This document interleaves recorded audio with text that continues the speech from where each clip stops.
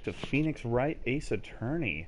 Today we are going to be doing day 3 of this case, and we will be hearing the testimony of that drunken old Irishman. So let's get started.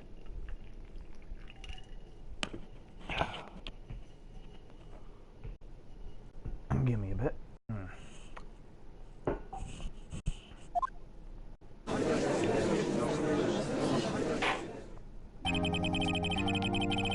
Court is now in session for the trial of Mr. Miles Edgeworth.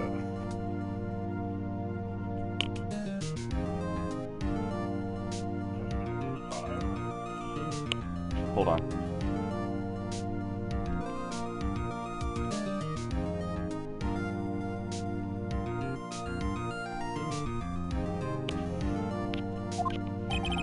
The defense is ready, Your Honor. ...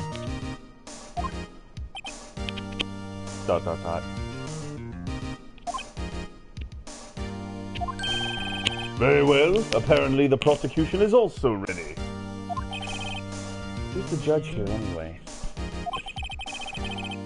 Mr. Von Kammer, your opening statement, please. Very well. No opening statements, so... Not so fast, Judge. I was taking a meaningful pause before speaking. Right, of course. A prediction. Today's trial will end 3 minutes from now. Order! Order! Mr. Von Kammer, what is the meaning of your statement just now? Bah! Must you question everything? It will be over in 3 minutes. We have no time to waste. I'll call my witness now. Right! I call my witness, my decisive witness, to the stand. It's that mysterious boat shop owner.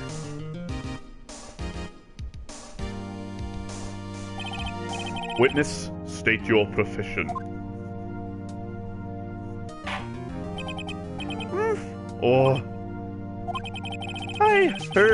I am the proprietor of the restaurant To Wet Noodle at Gourd Lake. And I also rent boats. The night of the incident, you were in the boat rental shop, correct? Yep, I was. Please testify. Wait a second. We still haven't heard who this old guy is.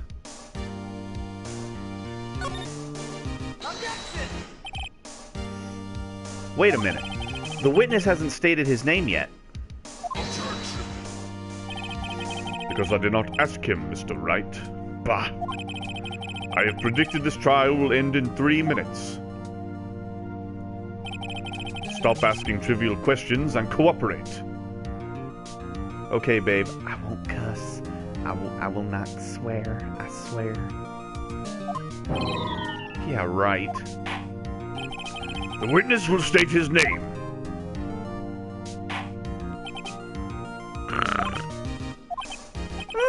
Well, not really sure. Yep.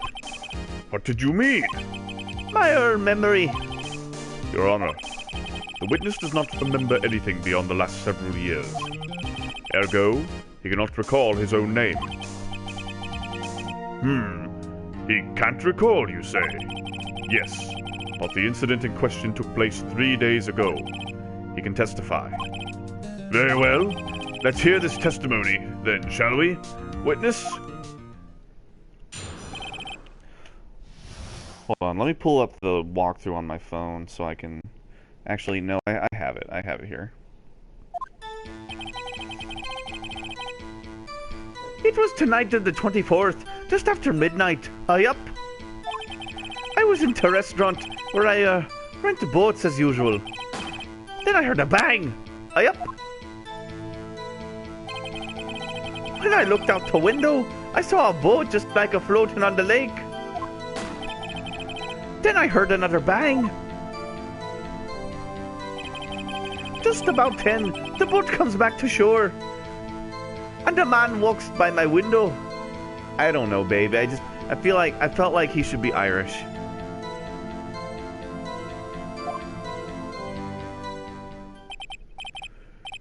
Very well. I'd like to begin the cross-examination. There is nothing to question in my witness's testimony. Ergo, no need for cross-examination. Besides, there are only 10 seconds left before our 3 minutes are up. Judge, your verdict, now. Yes. Mr. Wright? Bitch! Oh, sorry, babe, sorry.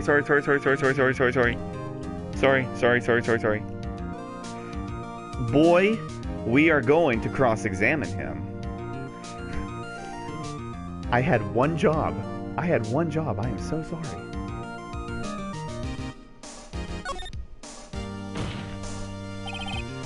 What are you saying? Of course I'll cross-examine the witness. Very well. You may begin.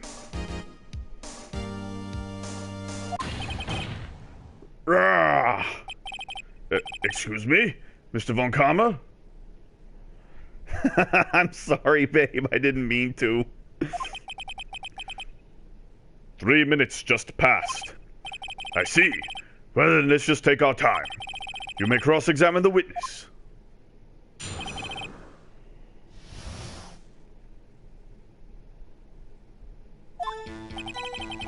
It was the night of the 24th.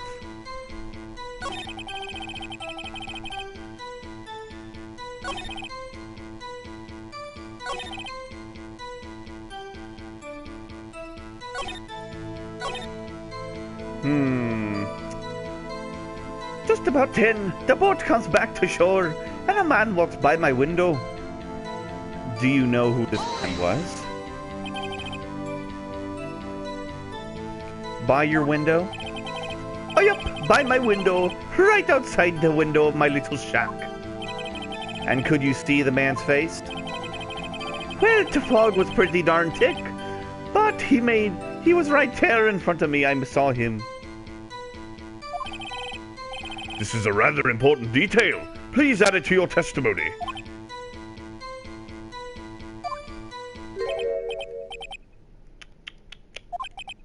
I have a bad feeling about this.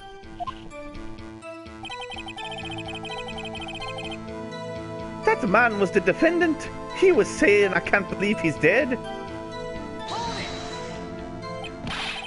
Are you sure? Uh-oh. Dad! Dead certain, Keith. He said, I can't believe he's dead, as he was walking by, too. Witness. Oh, that the person you saw was Miles Edgeworth. It was him! That Edgeworth boy!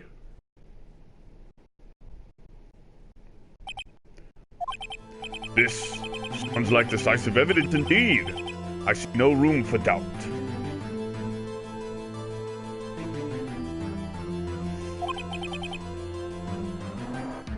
Von Karma. He lured me into cross-examining so he could set me up for a fall. Tisk, tisk. Nick, I don't like the way things are going here. Everyone in the courtroom is glaring at us. I'd better act quick or this trial's gonna be over. Objection. Your Honor, we proved in yesterday's trial that it could not have been Edgeworth who fired that gun. Mr. Wright, are you referring to the fingerprints from Edgeworth's right hand found in the gun? And the photograph showing the man firing with his left hand? Exactly. That's easily explainable. He could have wiped his prints after he fired. You are ignoring the truth of the matter here. Everything in this witness's testimony is proven. The judge is lost in thought. What should I do? Raise another one. Your Honor, this witness claims that Edgeworth said, I can't believe he's dead, but his word is all we have. If he were telling a lie... Mr. Wright, in a court of law, the evidence tells all. The Apparently, you have yet to realize even this basic fact. If you say his testimony is a lie, show us proof. Nick, do we have evidence? It's no good. There's nothing I can do. Are you sure? To be honest, I don't know what to do anymore. Please. Can you hear me, sis? Please. We need your help. Nick needs you. Tisk, tisk, tisk. 3 minutes was perhaps too high an expectation. However, 15 minutes, this must be a new record. Enough! The witness may leave the stand. This court sees no reason to further prolong the trial, nor is there any need for more time to decide the case against the defendant. This case is extremely clear. I see no room for misinterpretation of the facts. What? No! This court finds the defendant, Mr. Miles Edgeworth. Damn it. That's no good. The accused will surrender to the court immediately. He said he got the boat from the restaurant, which is pretty fishy. Well, I mean, because he's an old guy who thinks that he's running a restaurant. To be held pending trial at a higher court within a month from today's date. No, I didn't mess up, babe. This is all part of the thing. That is all. This court is adjourned. Well, wait!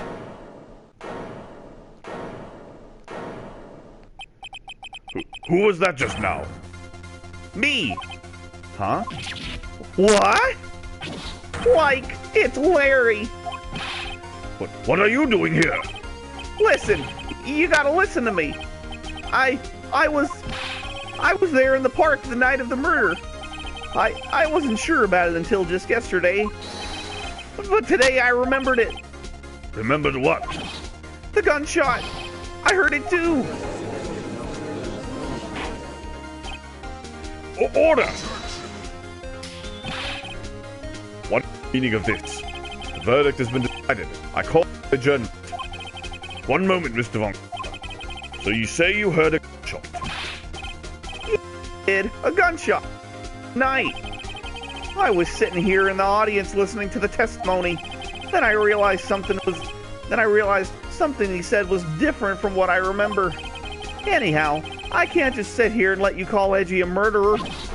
It's not right. I'll testify. Let me testify.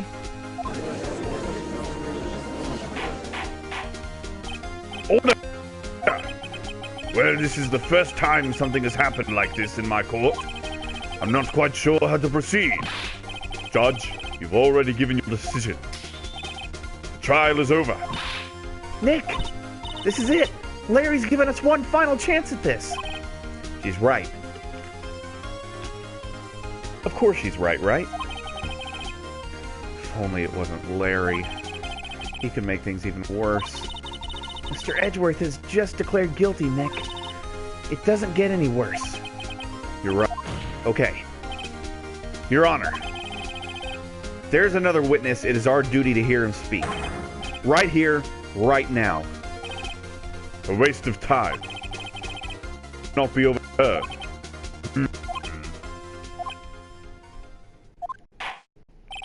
Allow me to speak my opinion. In all court proceedings, it is our duty to prevent an inaccurate verdict.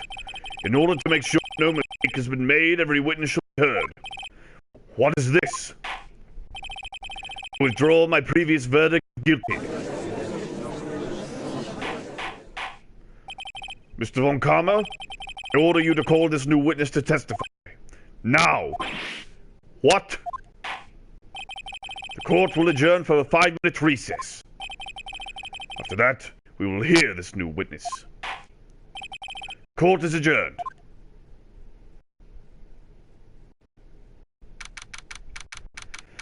Well then, looks like Shaggy came to save the day. Whew, that was too close. Sorry to keep you on the edge of your seat like... You've seen worse. Yeah, Edgeworth, you're sweating bullets. Wonder what Larry plans to say in there. Larry was at the lake that... Yeah. That sounds more like a than a question. Larry was at the lake that night? Yes. He said he went looking for the steel sky balloon that flew into the lake. Oh, right! And he found the balloon in the air tank that night. Yeah. Hey, Edgeworth. Huh? You say something right? Yeah, a lot of things. Came out of it. What's wrong? It's nothing. Mr. Edgeworth, there's something I've been meaning to ask you. What's that? Why are your fingerprints on the murder weapon? Oh.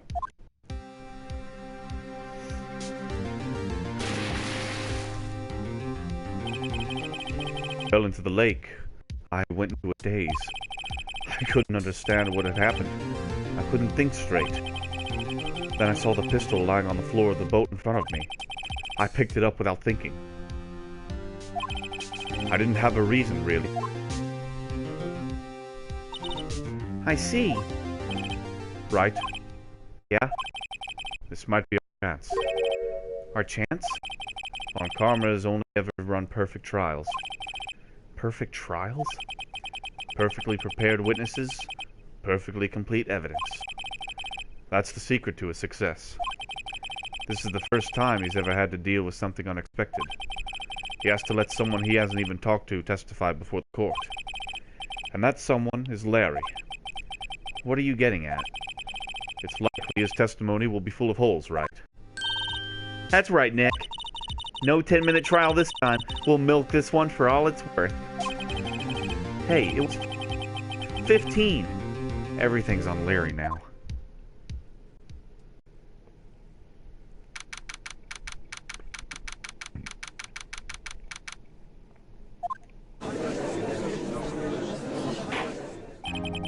Court is now back in session. Witness, please testify to the court about everything that you saw on the night of December 24th. Right! Leave it to me! Please, Larry, don't mess this one up. I hate to admit it, but you're our last chance. Von Karma didn't even have time to prep his witness. I just hope Edgeworth is right about this being our big break. Let me... Yep.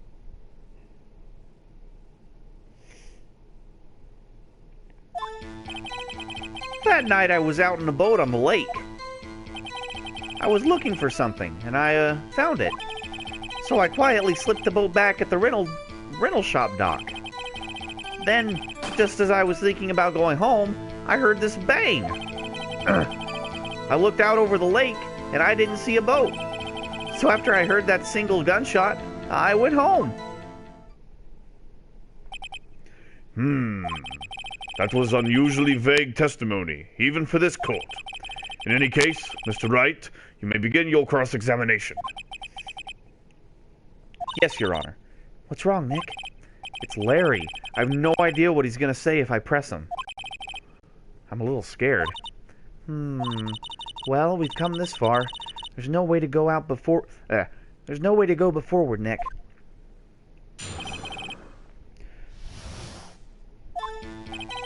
So you say after you heard the gunshot, you went home.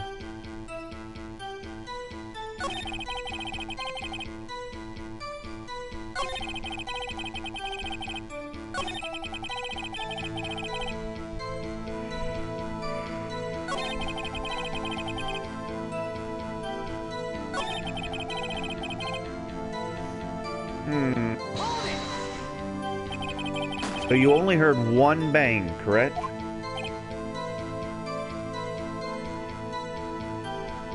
Yeah. Huh. Well, Nick? It was a pretty wishy-washy testimony, wasn't it? I guess I should just start working on the contradictions. Sorry. I wish I could be more helpful.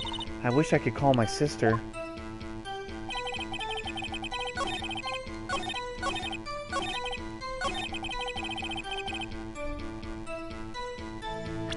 So you say you only heard one gunshot?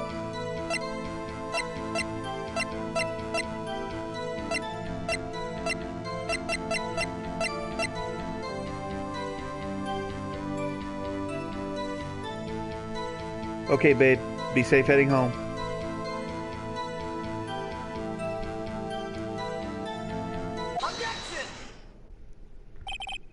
Wait a sec, Larry.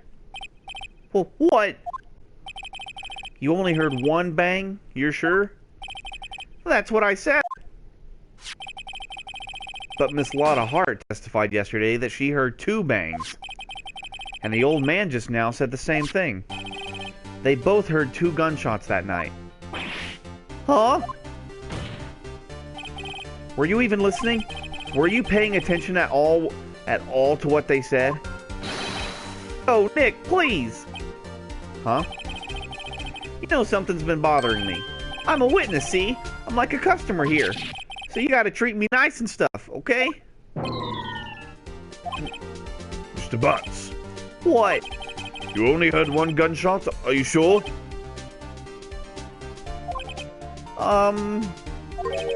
Well, to tell you the truth, I'm not sure.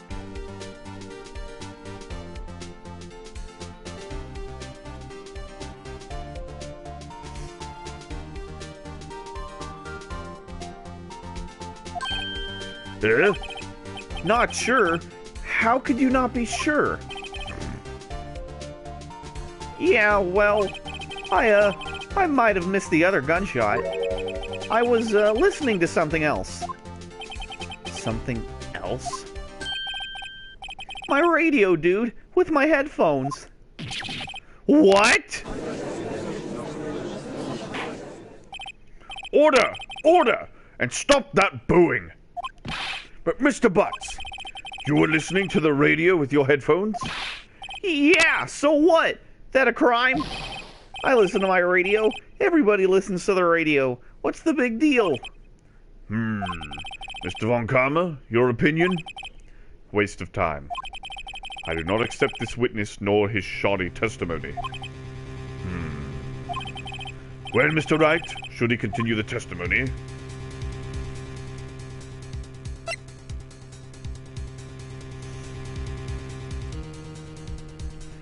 Let him continue. Your Honor.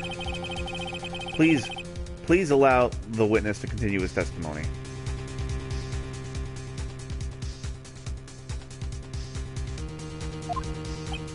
Bah! Nothing is more pitiful than a lawyer who doesn't know when he's lost. Very well, Mr. Butts. Please give your testimony and be sure to include details like your radio. Right! Leave it to me! I wouldn't if there were any other way out of this, believe me.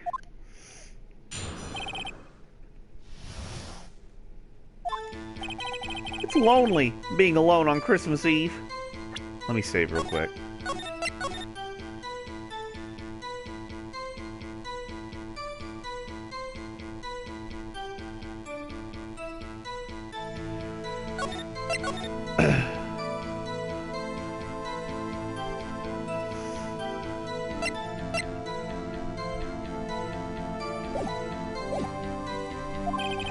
That's why I was listening to an all-request show on the radio, see? I was listening to it real booming loud like. But I'm sure I heard that gunshot. I remember exactly what the DJ was saying when I heard it too. You were listening to your radio at a high volume? Yeah, what's the big problem? Can't a man listen to his radio in peace? Isn't this a free country? I truly believe Larry has no idea what the problem here is. Judge, can you believe a word this witness says? What he heard was probably nothing more than a drum beat from the radio. True enough, it is difficult to believe this testimony. Wait, Your Honor. The witness said he remembers exactly what the DJ said when he heard the gunshot. Excuse me? DJ? An announcer, the guy who says things on the radio. Anyway, what this means is when he heard the sound, no music was playing. The DJ only talks between songs, so he could have heard the gunshot from the lake. I'd like to cross-examine the witness, Your Honor. Very well, Mr. Wright. I can't believe I'm continuing this charade.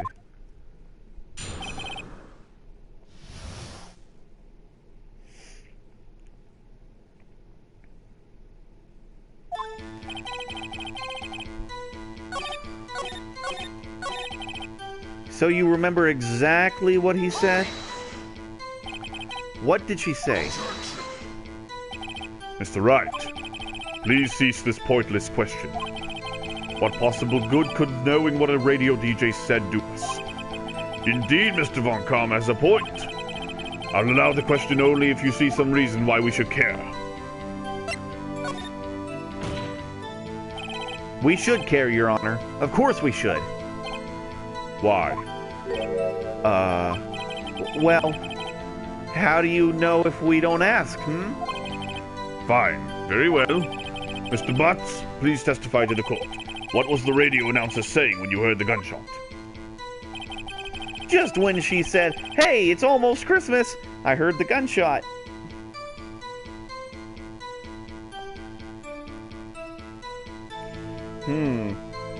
So...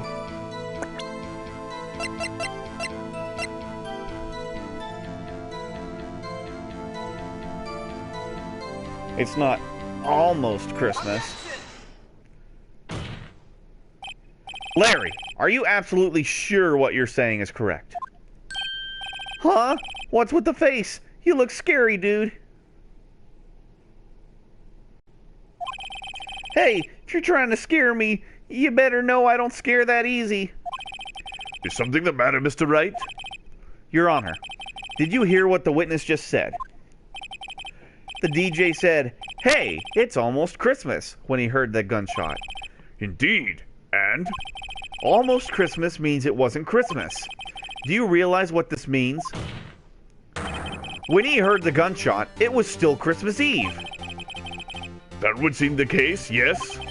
But he should have heard that gunshot after midnight. This photograph is irrefutable proof of this fact. Let's see what the time was on the photo taken when the gun triggered Miss Hart's camera. 12:25, 0:15. 12:15, 15 minutes after midnight on Christmas Day. This is a clear contradiction, Your Honor.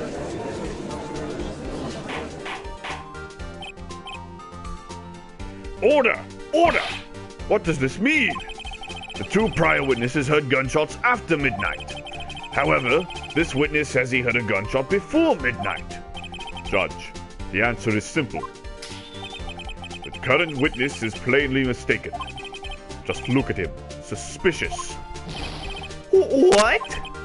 Well, Mr. Wright, what do you think about Mr. Butt's claim he heard the gunshot before midnight?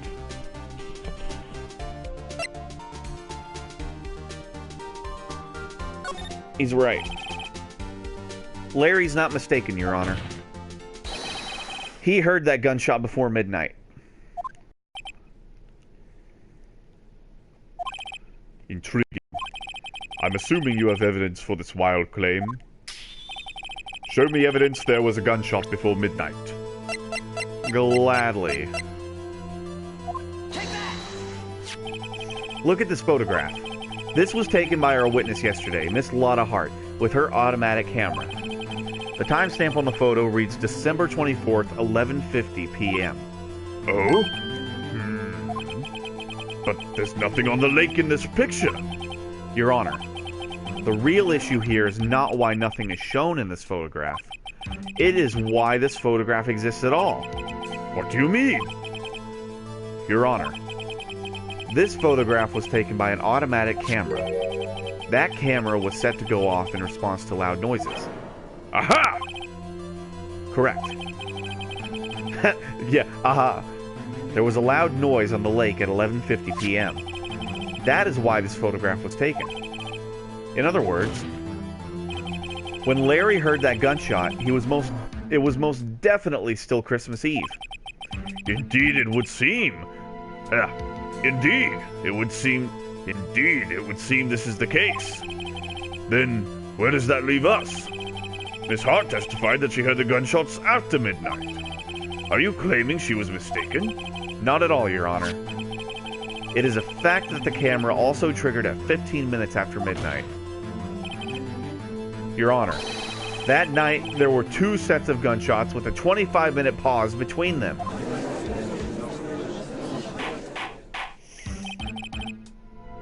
Why would this be? Don't be fooled, Judge. That camera was set to respond to loud noises. Yes? There is no proof that the loud noise at 11:50 was a gunshot. Why would the witness have Why the witness could have sneezed, triggering the camera? Hey! My nose was clear that night, man! Clear! Well, Mr. Wright, there's no turning back now. Can you prove that the loud noise at 11:50 was indeed a gunshot? Yes, but let me save real quick, just in case.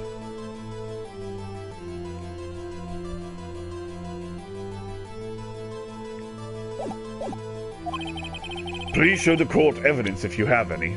Of course I do. It's the gun. Not 2, but 3 shots were fired. This is my evidence. The murder weapon? Something about this pistol was bothering me, Your Honor. Both of the witnesses who testified yesterday heard 2 gunshots. However, the murder weapon was fired 3 times. When then was the last shot fired? Only now have I realized the truth. That 3rd shot was the shot Larry heard just before midnight.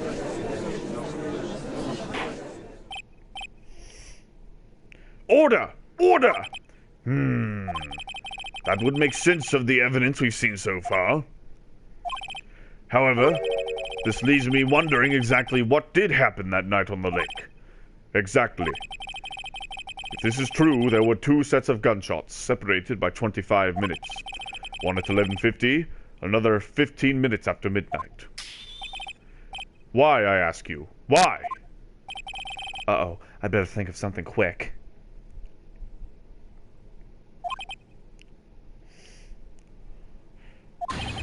Wait a second. Gunshots separated by 25 minutes? Ah! What's wrong, Nick?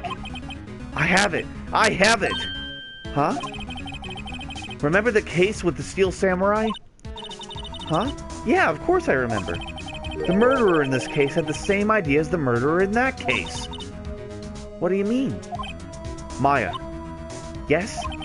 If we don't figure this out now, we'll never overturn Edgeworth's guilty verdict. I've got a hunch, and I'm gonna run with it. Right. I mean, is this safe? Safe? We've already gotten a guilty verdict. We have nothing to lose. You just watch and let me know if I say anything that sounds fishy, okay? Right, Nick. Your Honor. Yes, Mr. Wright? The testimony just now has cleared up this entire case. What do you mean, Mr. Wright? Tisk, tisk, tisk. So, you finally realized the truth. There can be no other murderer here than Mr. Edgeworth himself. Wrong, Von Karma. A man was shot that night, but it wasn't Edgeworth who did the shooting. Listen, rookie. Take a deep breath and consider the facts. At the time of the murder, 1 boat was on the lake. This was shown by the witness's photograph. The defendant, Edgeworth, and the victim, Robert Hammond, were on that boat.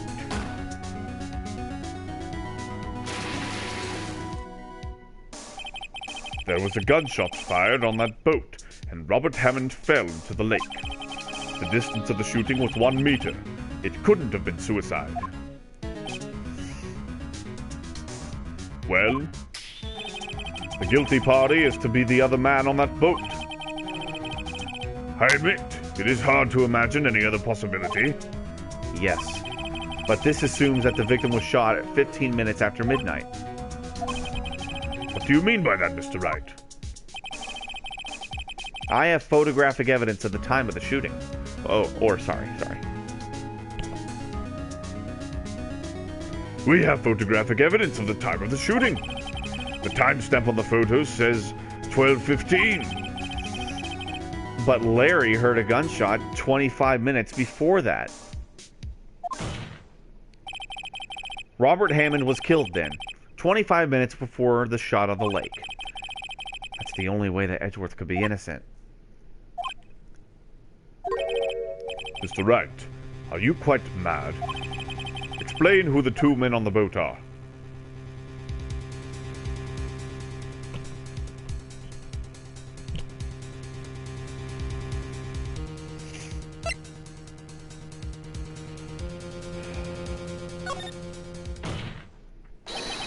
Of course, it was Edgeworth and the murderer.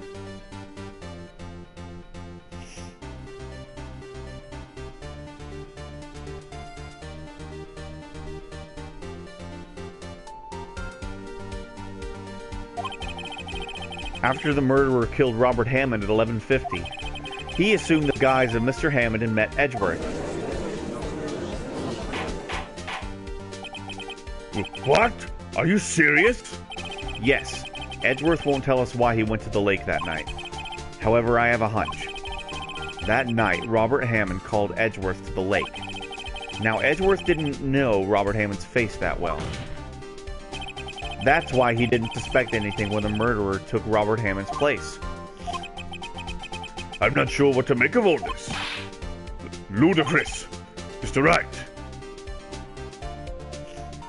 Hold on.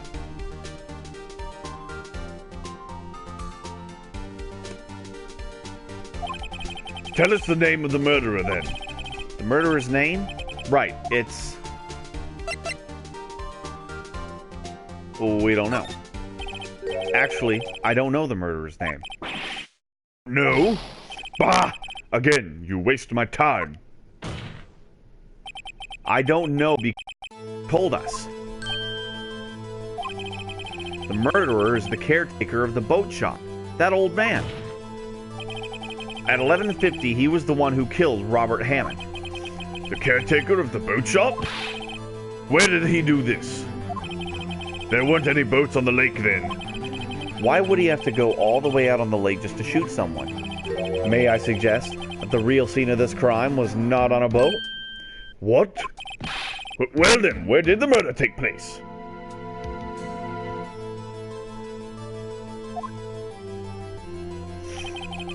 Show the judge where the murder really took place.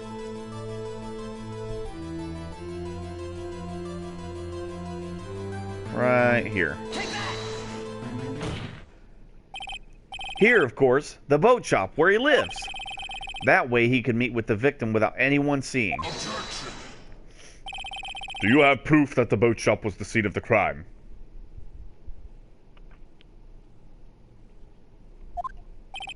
Recall Larry's testimony, if you will.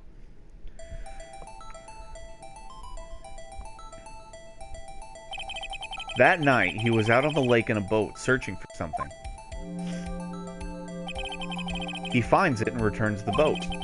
Then, just as he's starting to head for home, he hears a gunshot. He heard a gunshot, Your Honor, even though he was wearing headphones at the time. In other words, the gunshot was very, very close by. And where would that be if he had just returned a boat? The boat shop! Mr. Wright, what happened that night on Gourd Lake? Please tell the court from the beginning. Yes, Your Honor. Nick, are you sure about this? Not really. But I think if I start at the very beginning, and I take it slow, I might just be able to figure this out. Hold on.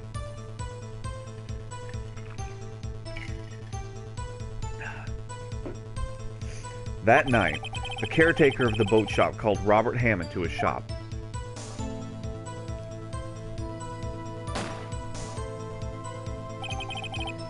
This was around 11:50.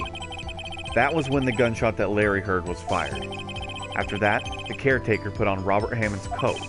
He became Robert Hammond. Then he got in the boat with Edgeworth and went out into the middle of the lake. Then who fired the pistol on the boat, Mr. Wright? The boat shop caretaker. Of course, it was the murderer who took the pistol. He shot twice. Both missed Edgeworth on purpose. Wait a minute. Yes? Why would he shoot twice if he didn't mean to hit anyone? Details. Know this, Mr. Wright. The moment you run out of explanations is the moment you lose. Tell us why the murderer had to fire twice. He had to create a witness. I believe he shot twice to create a witness, Your Honor. What'd I miss? We are kind of BSing our way through and deciding that the boat shopkeeper murdered Robert Hammond while framing Miles Edgeworth. Create a witness? The murderer lifts his pistol and fires one shot. That ensures that anyone who heard the shot would look at the lake. Indeed, Miss Hart did exactly that after hearing the first gunshot. Next, the murderer awaits a bit, and then he fires again. Then, the murderer jumps from the boat himself, leaving the pistol in the boat behind him. I see. To someone looking from the edge of the lake, it would appear that one of the men on the boat had shot the other. The murderer didn't know about the automatic camera, of course. That's why he shot twice, to draw attention to the boat.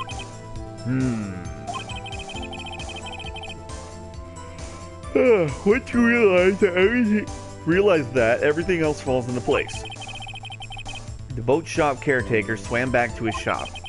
Then he put Mr. Hammond's wet coat back on the body and threw the body into the lake. This is what happened, Your Honor. These are the events that transpired that night on Gourd Lake.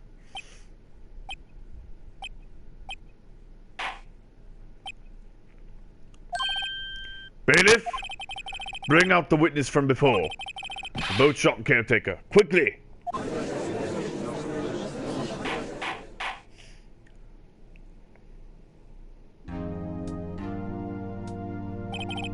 Very well. While we are waiting for the caretaker, I would like to ask the defendant Miles Edgeworth a few questions. Mr. Edgeworth, please take the stand. Mr. Edgeworth, you heard what the defense has said? Yes. Well, why did you go to the lake that night? What Wright has said was mostly correct. Astonishingly so, actually. Yes.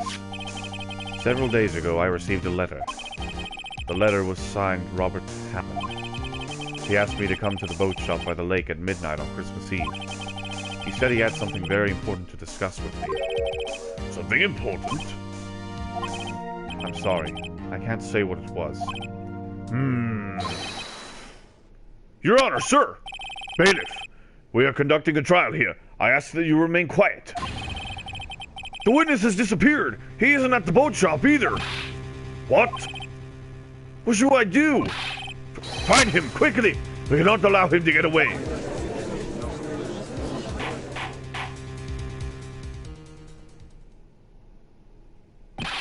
Mr. Von Karma, your witness has disappeared. A search warrant has already been issued. It goes without saying that I cannot declare a verdict under these circumstances. I would extend the trial until tomorrow, the final day allowed. I request that the police department utilize all its forces to find that witness. Am I understood? One more thing. Just who is that boat shop caretaker? I think his identity has become very important to this trial. I want him, and I want to know who he is. Very well. Court is adjourned.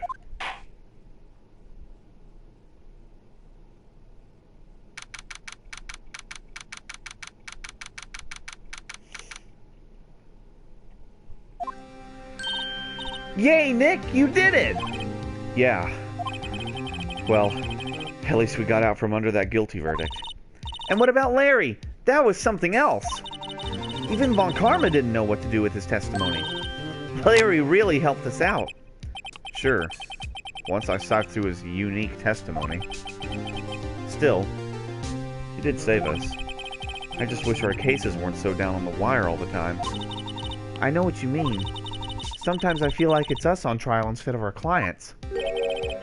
Hey, Edgeworth. Mr. Edgeworth?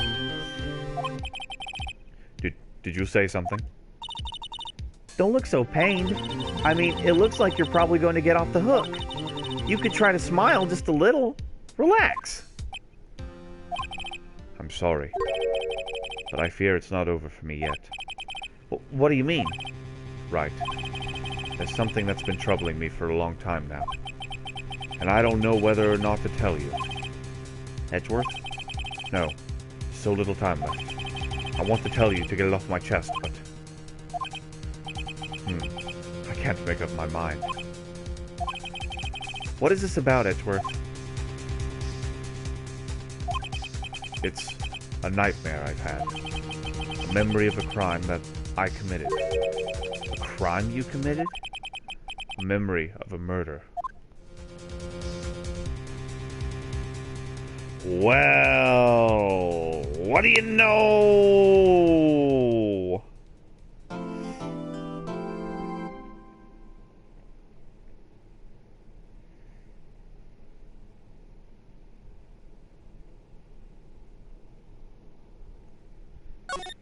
Let's save our progress. We've got another day of investigating to go.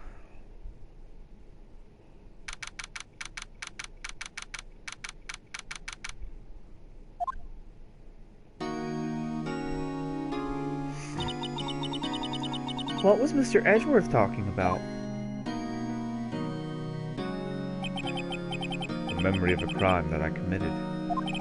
A memory of a murder. Do you really think Mr. Edgeworth killed? I don't believe it. Not Edgeworth. Some painful memory has been troubling him recently. But he'd never take someone's life. Never. Nick? Yo! How's everyone doing? What do you think of my performance today? I had him swooning in the aisles. Huh, Maya? Swooning? Me? Oh yes, I do remember feeling faint. Right on. Tell me the truth. It was like love at first sight, right? Right, Nick? Uh-huh. Me?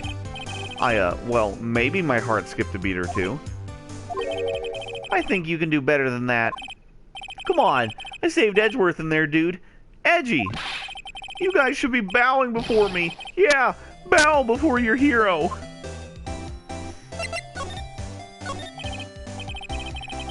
Larry, you really helped us out in the trial today.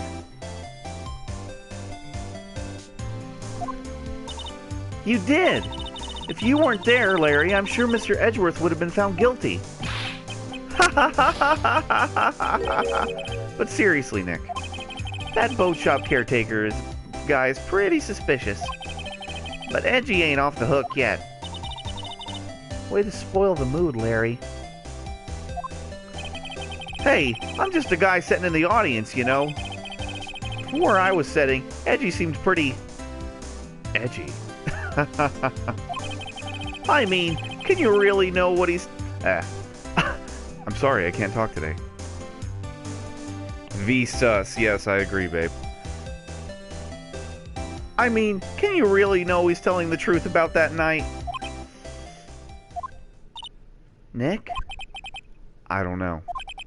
But what I do know is, I'm going to believe in you two until the end. Us two? Edgeworth and... who else? You mean me, right? No, he means me. Right, Nick? Yeah, you, Larry. Not me? But why you, Larry?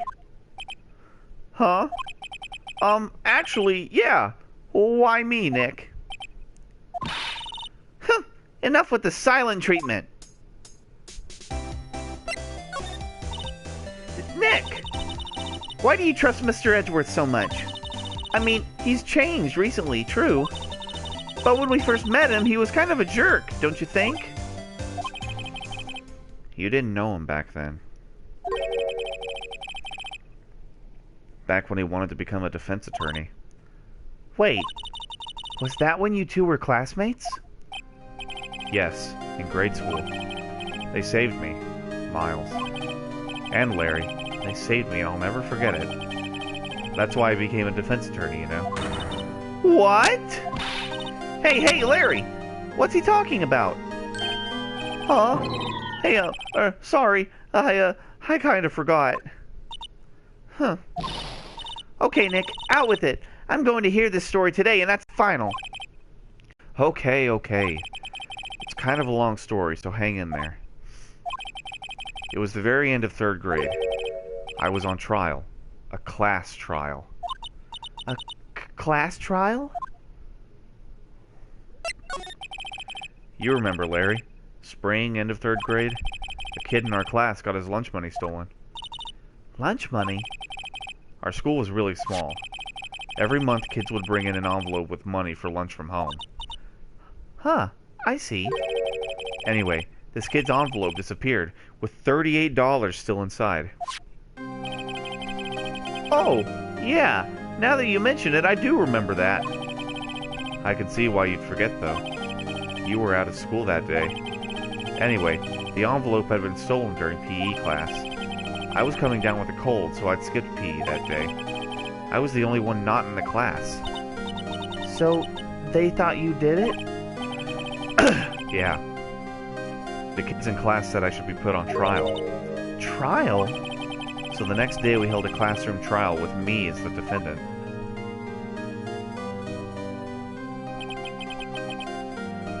I didn't do it. Guilty. He did it. Guilty. It was you. Thief. Give the money back. You're such a meanie. God, children are evil.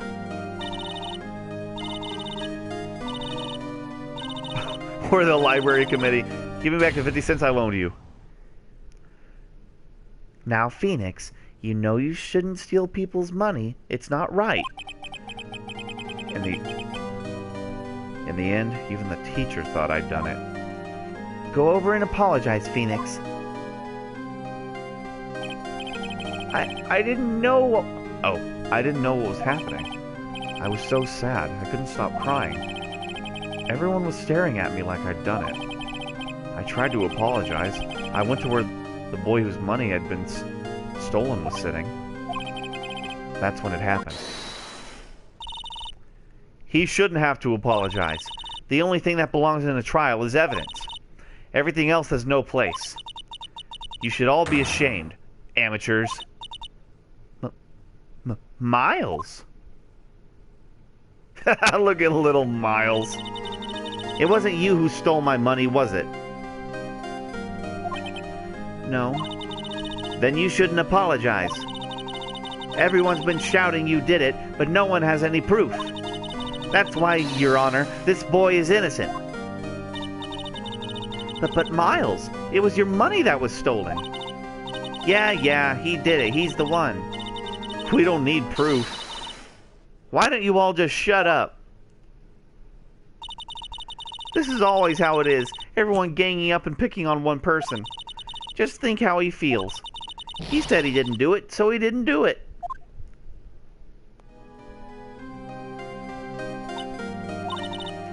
Very well. I will replace the money myself. This class trial is over. That's how it happened. After that, the three of us were the best of friends.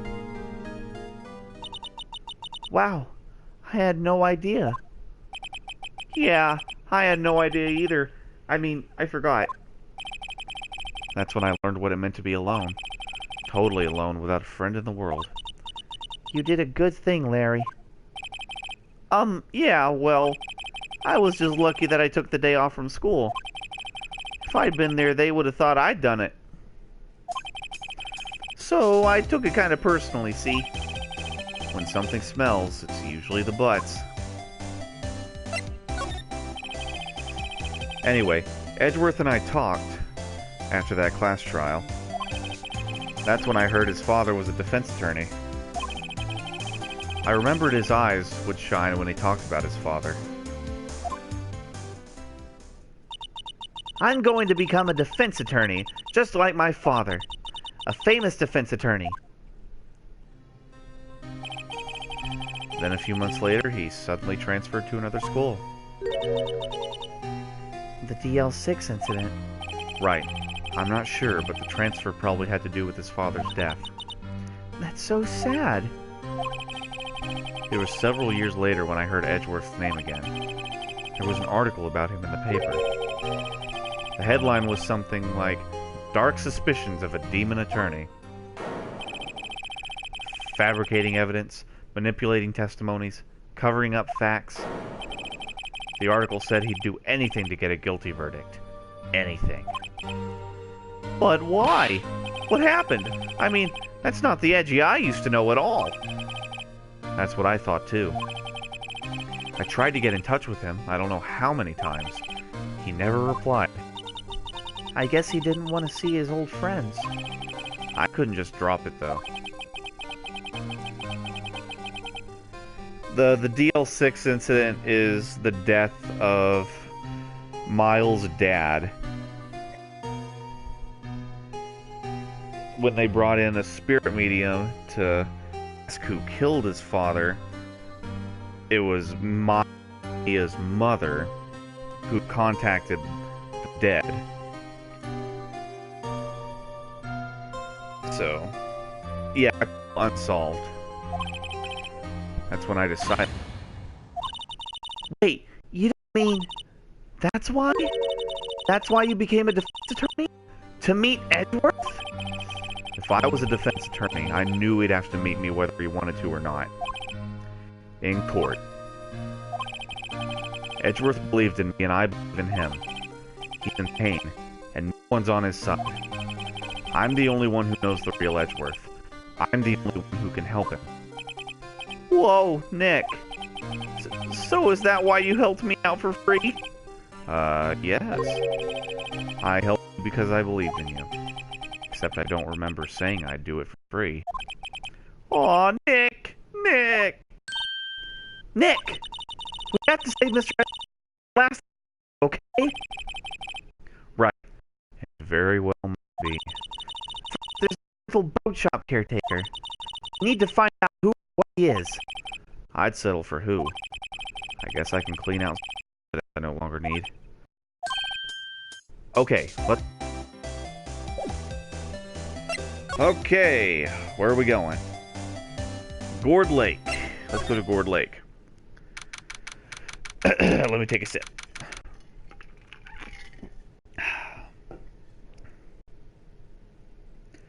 Mic's cutting out. Hold on. I really need to get a new mic.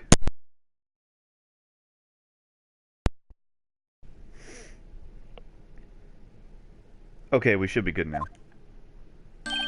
Hey, pal. Long time no see. Oh, Detective Gumshoe. Close one today, eh? I got so worked up I snapped my tie in half. Sorry about that. No prob, pal. Thanks to you, we now know who really did it. You mean the boat shop caretaker? Look, I'll make you a promise. I'll have that scoundrel in custody by trial time tomorrow. Come what may. It's my duty to you as a police officer. Now I'm off to catch me a criminal. Detective Gumshoe sure is active today. Oh, one more thing. No one can go into the woods today. The woods? Where Lotta was camping? The woods are off limits to camping, and apparently the park ranger found out. He got pretty mad. No one can go in there for a while. I guess Lotta's in a lot of trouble. Isn't a detective different from a police officer? Some detectives work under the police, but there are also private investigators that aren't, like, connected to the regular police. Anyway, I'll be seeing you tomorrow. Okay then. Let's go to the beach. Ah, yes. Kind of like Eddie Valiant from Roger Rabbit. He's a private detective. He used to be on the police force, but then now he works for himself. As a private investigator. Huh? The steel eyesore is missing. Eyesore?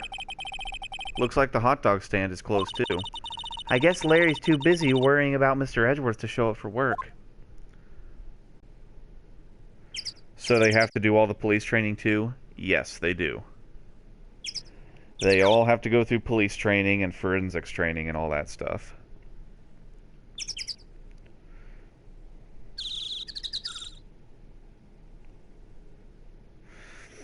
Alright.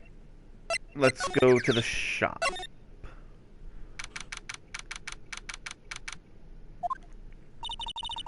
That old caretaker got away. Yep. I never imagined he might be the real murderer.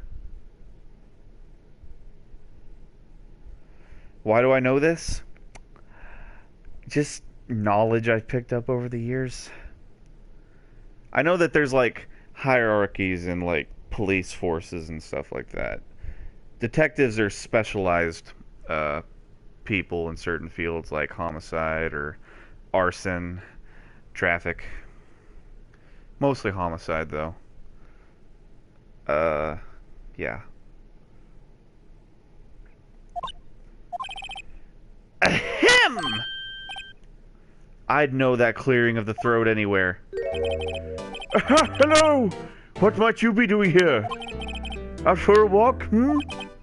Ah, the days of my youth, like the scent of fresh lemon. You see... Mr. Grossberg, this is no time for idle reminiscing. Mr. Edgeworth's trial ends tomorrow. That is true, yes. But from what I saw of today's trial, Edgeworth should be fine, right? Well, I'm not so sure about that. Ho ho! What do you mean by that? Well, I'm not sure. If you find anything out, come by my office at once. I may be able to offer you some assistance. Thanks. Bye. What do you think Mr. Grossberg was doing here anyway? Who knows? Let's go inside and take a peek. There's Polly. Polly, did you kill him?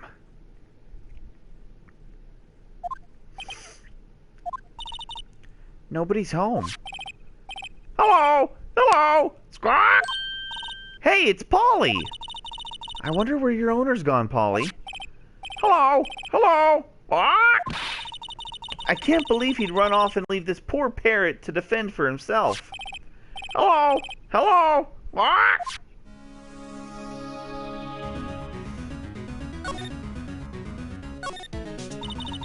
That reminds me, Nick. Polly here knows the number to the safe, right? Yeah, that's right. Polly, what's the number to the safe? 1228! What?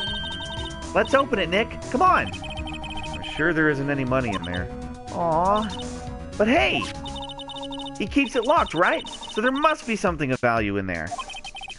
I'm not so sure. Okay, Nick, let's see what's in there. I guess there might be a clue or two. The only thing in here is a letter. A letter? Aw, boring. There's no name or signature on this thing. It's handwritten in very precise, clear letters. Get your revenge on Miles Edgeworth. Edgeworth? Nick? Why would Mr. Edgeworth's name be on there? How should I know? I'm gonna read the whole thing. Get your revenge on Miles Edgeworth. Isn't it illegal to do this without a search warrant? Yes, it is very illegal to do this without a search warrant. It also says, this is your last chance. Now is the time to get revenge on the two men who ruined your life. The rest of the letter goes on to describe the murder plot in detail. How to kill Robert Hammond and frame Edgeworth. Calling Edgeworth out to the lake, getting on the boat, firing twice. This is exactly what I figured out today in court. It's all here, in perfect detail. What do you think it means, Nick? I don't know. But it looks like these are instructions for that caretaker.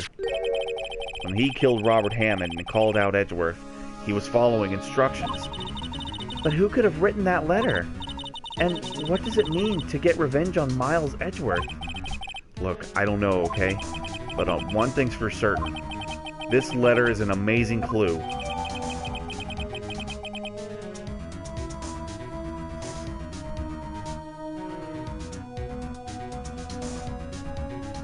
Plus, illegally obtained stuff can't be used as evidence. That's true, and yes, video games do not care.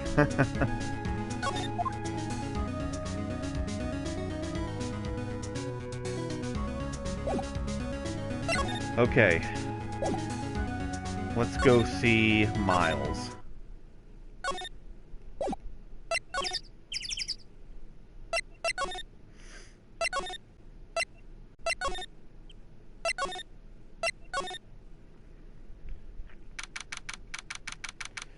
Let me take a sip.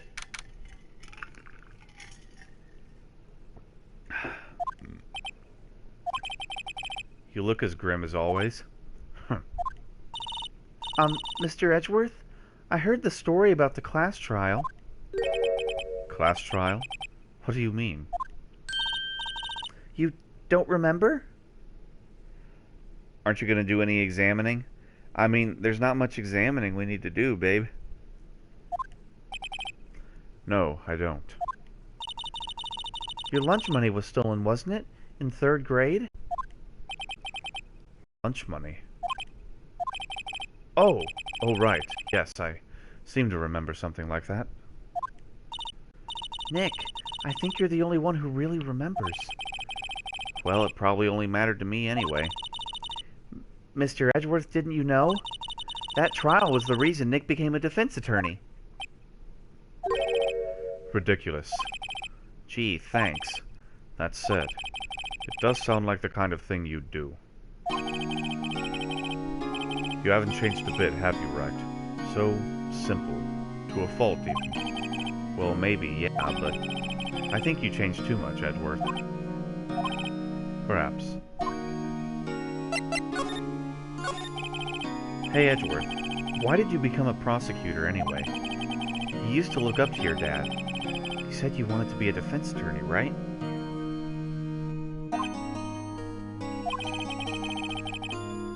I couldn't let myself deny reality like you. What do you mean? My father was taken from me, and you want me to defend criminals? I'm sorry, Wright, but I'm not that good a person. Get you some food? Get yourself some food, babe. You can do it. One suspect was apprehended in your father's murder, right? Yes, the man trapped in the elevator with my father. His name was Yanni Yogi. He had to be the shooter, any way you look at it. Yet, he was found innocent. That defense attorney got him off of the hook. That would be Robert Hammond. On that day, 15 years ago, 3 of us were trapped in that elevator for 5 hours. When we were rescued, we all suffered oxygen deprivation. I had lost all memory of the murder. Lost your memory?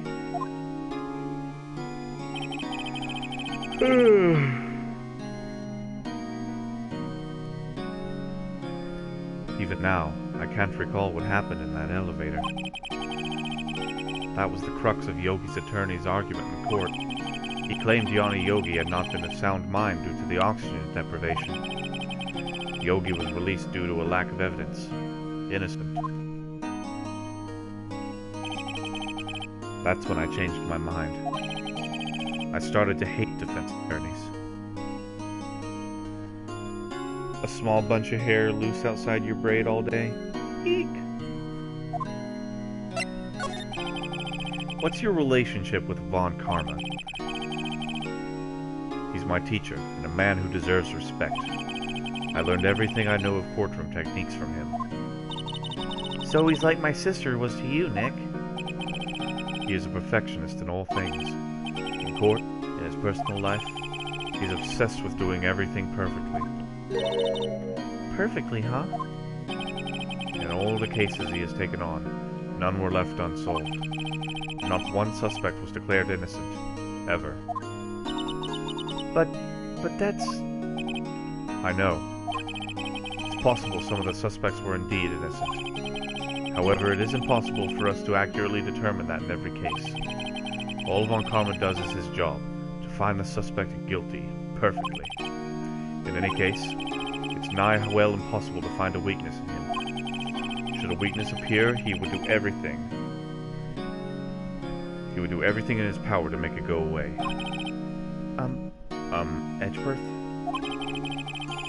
What you're saying is true. You're headed for a guilty sentence tomorrow.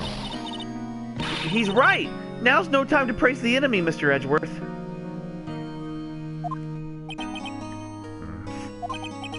It's a strange situation in which I find myself, I'll admit. No kidding.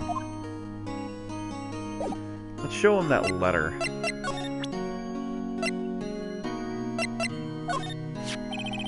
Edgeworth, see this letter? This came out of the safe in the shack where that boat rental caretaker lives. I see. Revenge on me. Who is that old guy anyway? I don't know. Could he be an innocent defendant you got declared guilty or something? Nice, Wright.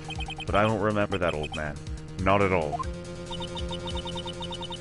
So, he was following this letter then? Which means there was someone else behind it. Now is the time to get revenge on the two men who ruined your life.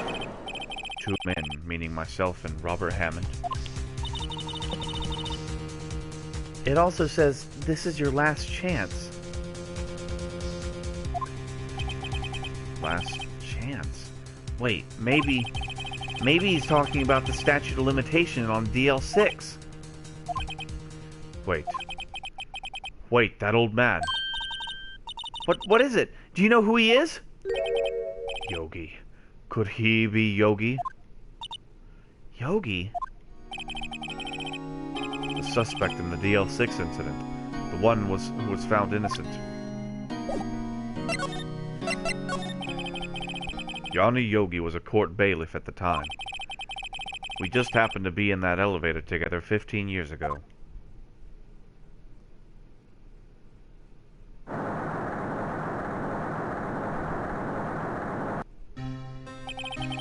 The quake was incredibly strong.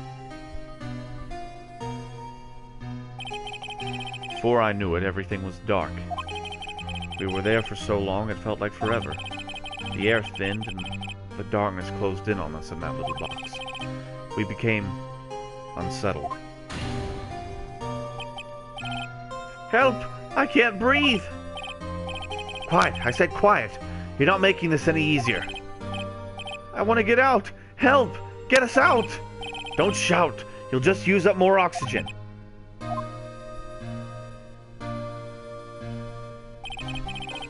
That's all I remember. When I came to, I was in a hospital bed, staring up at the ceiling.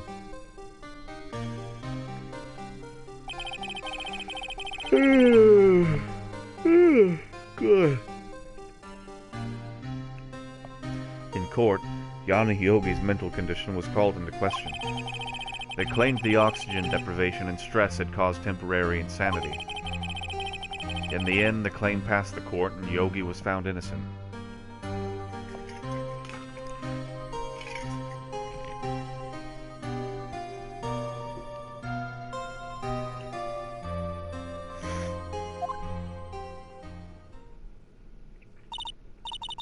Huh. But isn't that strange? This letter tells him to get revenge on Edgeworth. Why would he want to take revenge on you? Right. Yeah? There's something that's been troubling me these last few days. I didn't know whether or not I should tell you. You mean the nightmare? It's a nightmare I've had. A memory of a crime that I committed. A crime you committed? A memory of a murder. I think the time has come to tell all. For the last 15 years, I've had the same dream almost every night.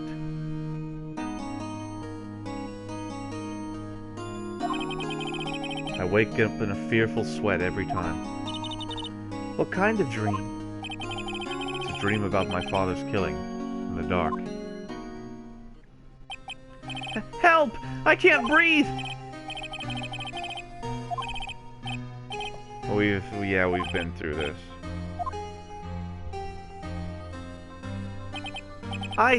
I can't breathe! You're using up my air! What?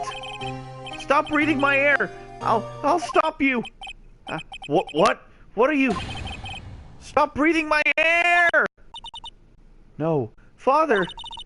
He's attacking Father! Pistol lying by my feet. I don't know if it was evidence from that day in court or the bailiffs. In the days I pick up the pistol. Get away! Get away from my father! Bang. Roar!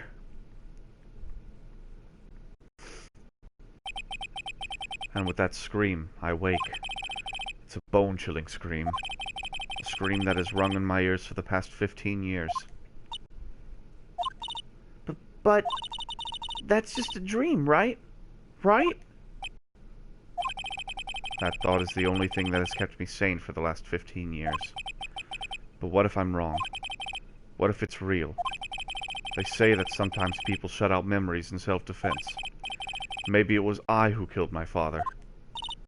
What? If you think about it that way, this letter makes sense.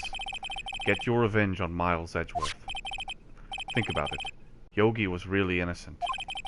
That's why he wanted revenge against me. Wait, Edgeworth, you mean... It was me. I was the true criminal of DL6. I shot my father. This is bad. What are we going to do, Nick? What can we do? I don't know. I don't think there is anything we can do, like it or not.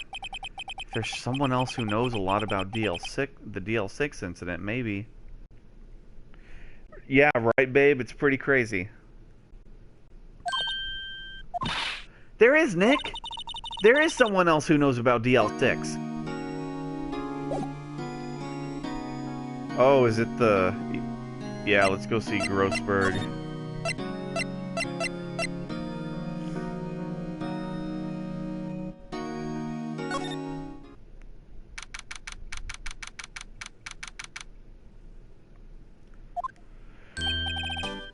Mr. Grossberg. Hello there. What's wrong? You look troubled. No kidding. I can't believe you're not. My. Just calm down and tell me what's happened, It's Mr. Edgeworth. He...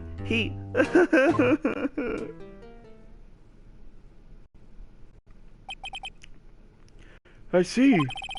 So Edgeworth dreamt he shot his own father? It's only a dream. Only a dream. You hunger? Well, then make some food. I wonder. What? If that's the case, then why do you two look so troubled, Well... Also consider this. Yogi quite certainly holds a deep grudge against Miles Edgeworth. So deep he'd want to frame him for murder. This leads me to surmise that Mr. Edgeworth's dream was not a dream. It was real, as you imagined. Miles Edgeworth threw the pistol to save his father. The pistol fired and the deed was done. No! I don't believe it. Yogi was suspected of murder and his career as a bailiff was irrevocably wrecked. Thus he sought revenge on Miles Edgeworth. This was his last chance, of course, with the statute of limitations so close. What do you know about Edgeworth's father? He was a defense attorney without peer. It sounds trite, but it's true.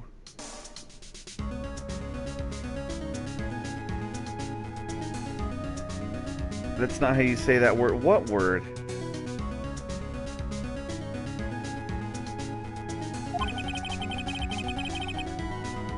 Well, he may have had one peer now that I think about it. Your mentor, Mia Fey. My sister? Gregory Edgeworth was very disapproving of Mr. Von Karma's techniques. That's no surprise. Von Karma is an extreme man. Forged testimonies and evidence are nothing to him. Irrevocably.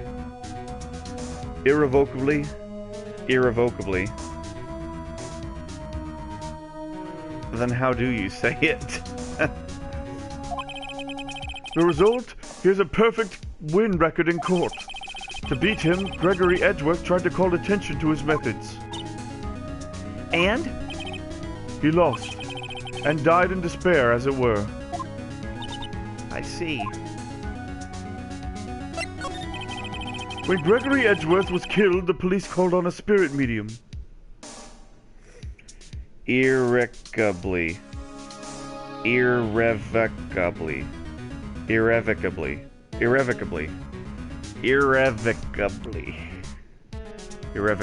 Okay. Irrevocably.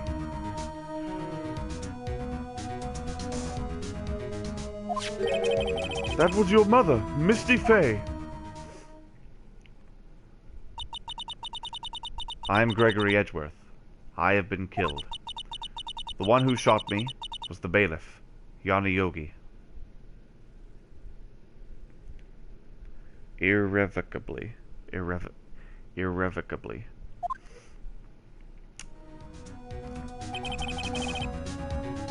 Yet Yogi was found innocent. That's when my mother left us. Everyone called her a fraud. That's right. Everyone thought she was, you see. Yet, now that I think about it, it seems the one who lied was Gregory Edgeworth's ghost. Gregory Edgeworth must have known who shot him. I don't believe it. So you're saying he falsified his testimony? That Edgeworth's dad lied to protect his son? It's only a possibility, mind you. But a possibility nonetheless. How about we show him that letter from the safe? Oh-ho! So this is the letter? It does seem that Yogi was following this letter when he killed Hammond. But why kill Robert Hand?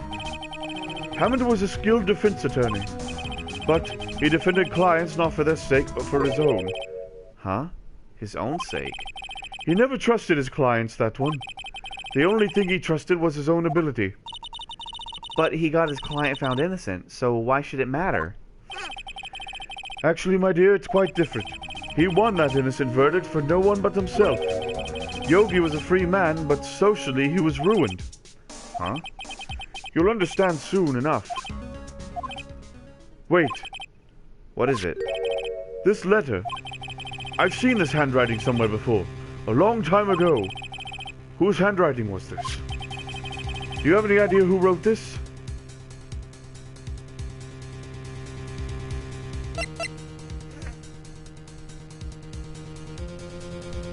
I feel like at this point, it's Karma. And yes, that's what the walkthrough says, so that's pretty obvious. Because, I mean, come on. Karma looks like a killer anyway. Could it be Manfred von Karma? Von Karma? Why would he have something to do with this? Well, I'm not sure. Von Karma. Wait! You're right, my boy! This is Von Karma's handwriting, I'm sure of it. I used to see it all the time on court reports. What? But that means the one who told Mr. Yogi to kill was... Correct. Manfred von Karma himself. What does this mean then? Why would von Karma want to frame Edgeworth?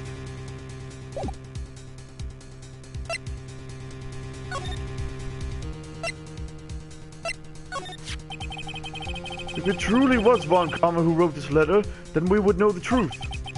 He would know that Miles Edgeworth had accidentally killed his own father. He'll say as much tomorrow in court, I should think. He'll press the point until the court finds Miles Edgeworth guilty. Oh no! But how could von Karma know about Mr. Edgeworth's past like that? Even Mr. Edgeworth thought it was just a nightmare. That I do not know. Yet I do know that Von Karma is both persistent and a perfectionist. He may be seeking to satisfy a grudge against Gregory Edgeworth by hurting his son. What do you mean? It was 15 years ago. Von Karma met Gregory Edgeworth in court, and Von Karma did win, but he didn't make it through the trial and scarred. What happened in the trial between Edgeworth's dad and Von Karma?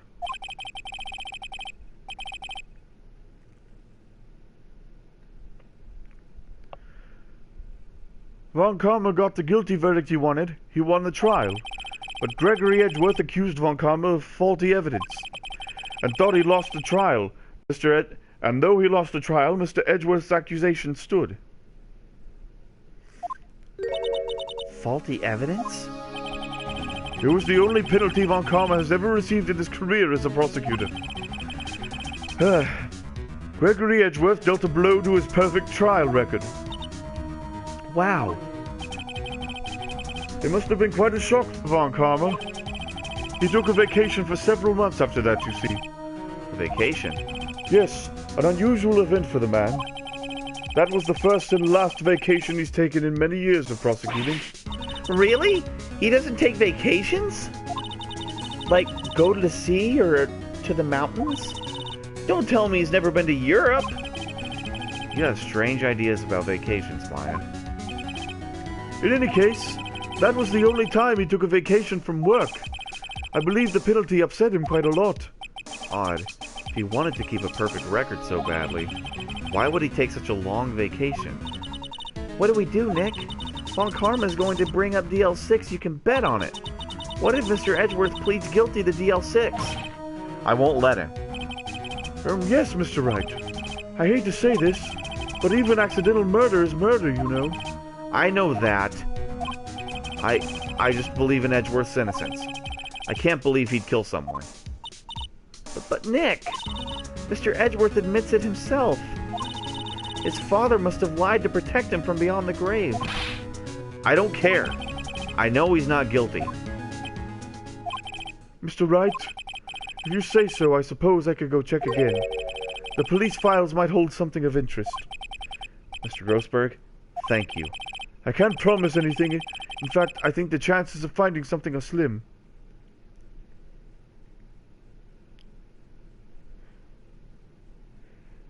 You're good, babe. I understand. The police materials.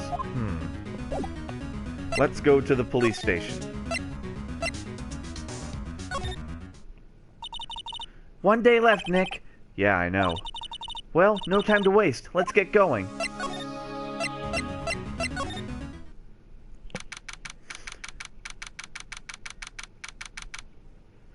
I need a drink. There's hardly anyone here. Everyone must be out looking for the old guy, Yogi. Ah, it's you. I don't think Gumshoe will be back today. He's staying out late looking for someone. Sounds like Detective Gumshoe is pounding the pavement for real. We were wondering if we could check out the records room again. Well, now I can't just have anyone wandering around in there. But I guess Mr. Von Karma's in there now anyway. You can go in as long as he's there. Von Karma? Yes, he just arrived, actually. Von Karma's in the records room. Nick, let's hurry!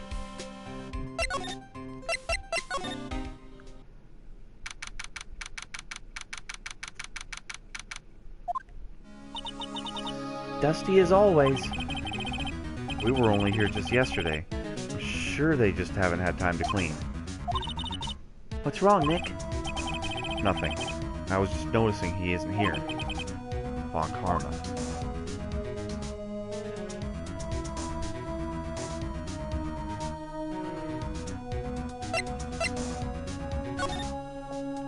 Hey, that drawer's open. Huh? One of the drawers here is open.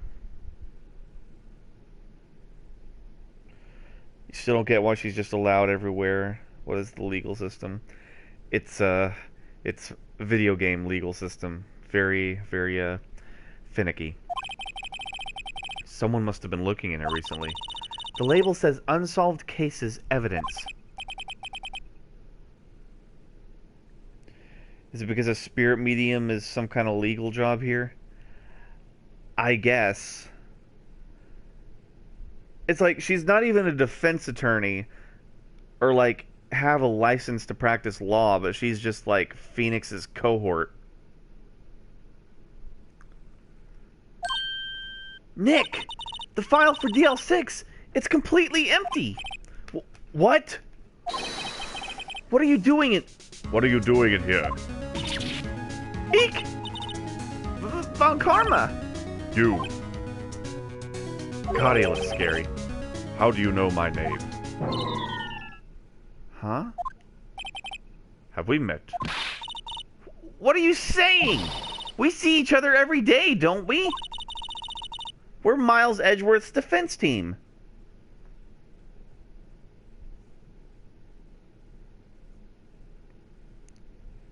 Terrifying. He does look terrifying. Defense team. Ahem. I beg your pardon, you see, I rarely remember defense attorneys. They are like bugs to me, needless things to be crushed. I can see how this guy was Edgeworth's mentor.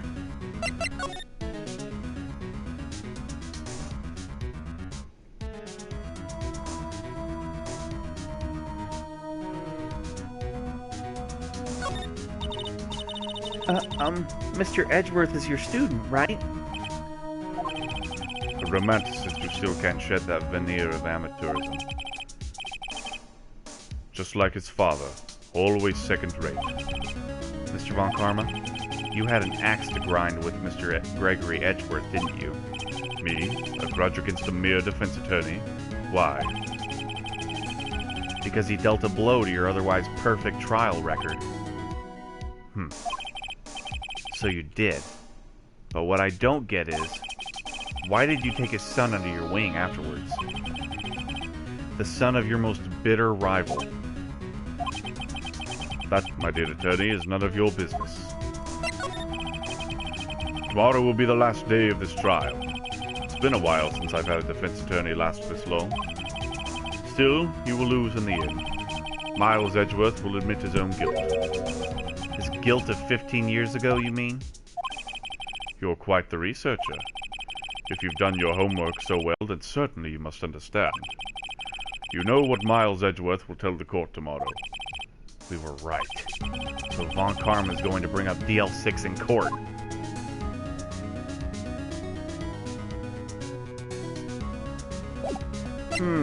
You wouldn't happen to know anything about this, would you?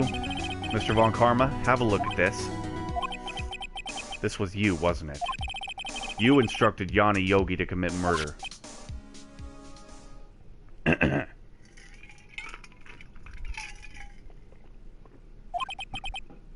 Yanni Yogi. How many years has it been since I've heard him called by that name? He's a fool. I told him to burn it after he read it. So you admit it? You wrote Mr. Yogi this letter? Yes, my dear defense attorney. Thank you for taking the trouble to bring it to me. You've saved me from a lot of needless hassle. What? Nick! What is that thing? Oh shit, it's a taser. A stun gun. For self-defense, usually. Indeed. 600,000 volts will course through your body like a dog touching an electric fence.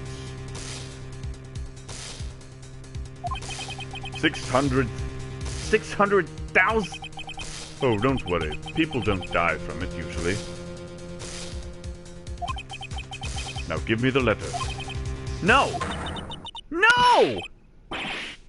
Whoa, what are you... Nick, run! Ah! Maya! Out of my way. Wah!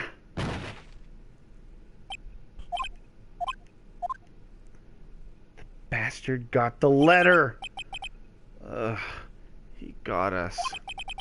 The letter's gone, of course. And he took the DL6 evidence. All of it. Back to having no clues. Wait, Maya jumped first. Maya, is she okay?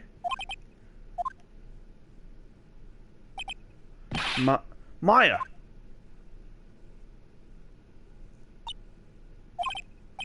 Maya, open your eyes. Hey, you. You're finally awake. Maya. The letter. Did he take it? Huh? Oh, yeah. Are you okay? I couldn't stop him. I jumped as fast as I could, but one shot from that thing knocked me out cold. I'm useless. I'm no good as a lawyer or a medium. I can't even call my sister. Not even now when we need her the most. I wish I hadn't woken up at all. Maya! There has to be some way I can help her. I better do something about her self-confidence first.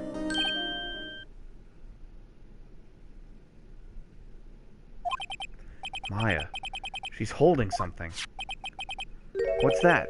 A bullet? DL6 incident evidence number 7, taken from the heart of Gregory Edgeworth. I remember. Von Karma was holding this when Maya jumped him.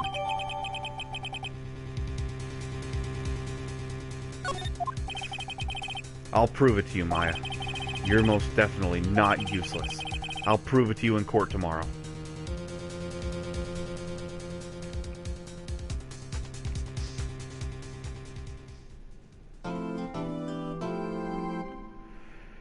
I'm debating whether or not to stop here or just finish this episode. Because this is the last day of the trial, so...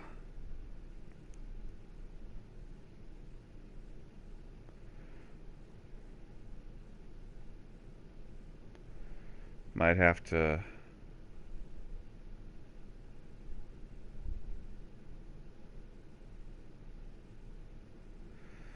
I don't know. What do you think, babe? Stop? Okay, yeah, it's probably for the best. Stop. I can do this maybe tomorrow. You don't care?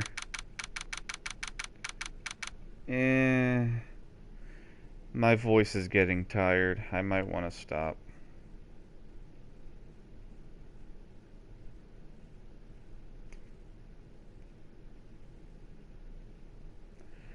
I don't know how long it'll be, babe. That's why I'm thinking I should stop.